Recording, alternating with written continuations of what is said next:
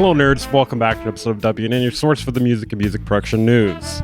We got some big things to talk about today. I'm actually on vacation in Maui right now. That is not the news though. Native Instruments is in preliminary insolvency. What does that mean exactly? It's not good. It's definitely not good. If you utilize Native Instruments products, Isotope, Plugin Alliance, Brainworks, this is not good news. So we're going to get into what is happening and what does this mean? What does this mean? Who could potentially buy it? We're going to talk about it all today. Before we get started, make sure to like, subscribe if you're new here. If you want to support the channel, there are affiliate links in the description. See, I told you guys, shilling those links, helping me get a new hut. You recognize this hut? I don't recognize this hut. I'm in a new hut. I was hoping to be first to the story. Bolo beat me to it though. Not a real friend. He's not a real friend. If he was a real friend, he would let me get first, you know? I'm not trying to get sloppy seconds. You know what they say, first is the worst, second is the best. Hopefully I'm still gonna be second. Okay, so this, from my knowledge, this was first reported by CDN. Maybe there was another thing before this. I don't really have time to look any deeper than that.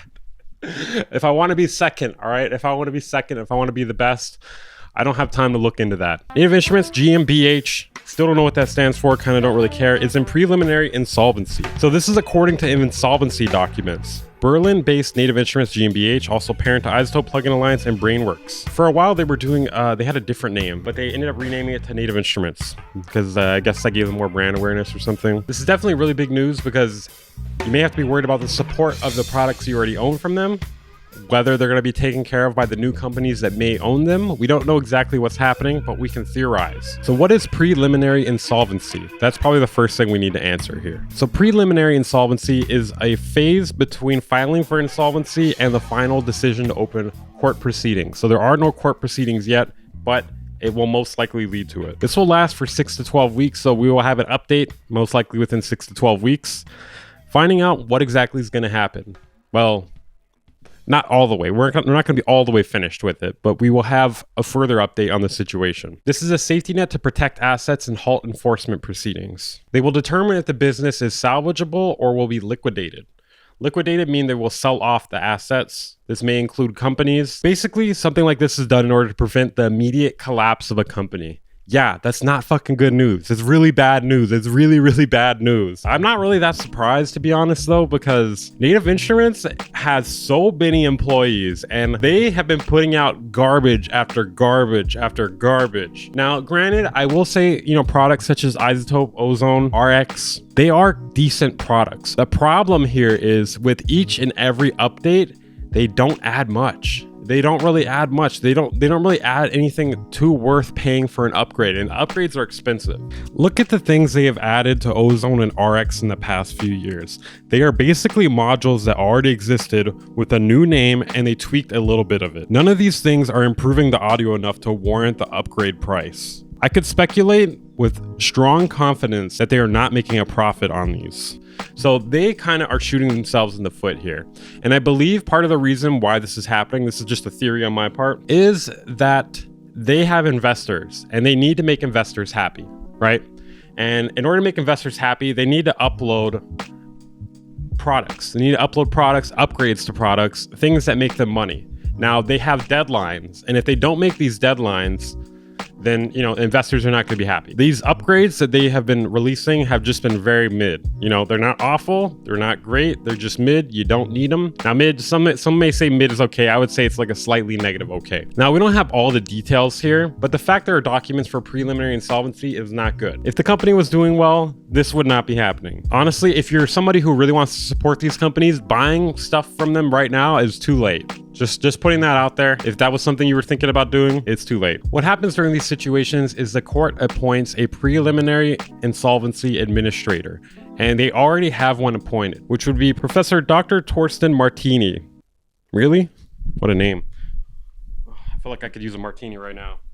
You thought. Instead, I'm having a macchiato with 5 shots in way too small of a cup. Some may say I'm thwacked out.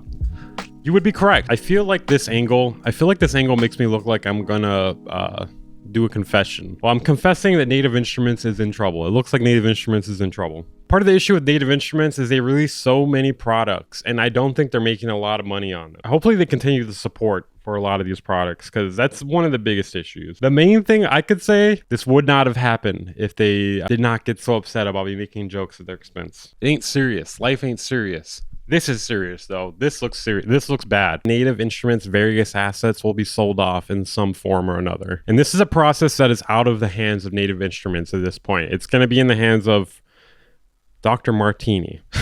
That doesn't sound like someone whose hands you want it to be in. I'm going to be honest here. This is going to be a hard time for Native Instruments. And what better way to show support than hitting the like button and subscribing and using the affiliate links in the description. So in the short term, operations will continue as normal. Nothing to really worry about.